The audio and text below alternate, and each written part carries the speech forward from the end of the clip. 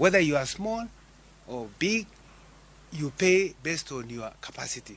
And so this issue of paying tax is something that we would like every Kenyan to know, that if you need a road, if you need electricity, if you need any development to be done, it can't just be done from resources that have not been generated internally.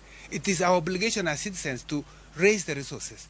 And so I think the citizens can demand of us, government, of how we have used the resources, but they have an obligation to contribute and to raise those resources. And I think that is a debate that is ongoing, and it is something that we want over the medium term. Of course, we would like to have less burden when it comes to taxing.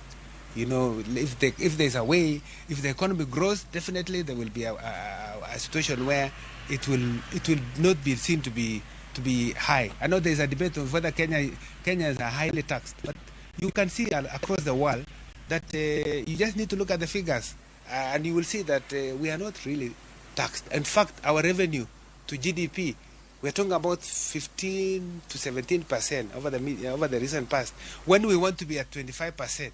So we still have a long way to go. And so I ask Kenyans, let's have that debate, but I think we really need to contribute. In fact, if we all make sure that we pay taxes, I don't think we need to be actually relying on debt. Our hope is that in the medium term, we can actually run a budget surplus. It is possible.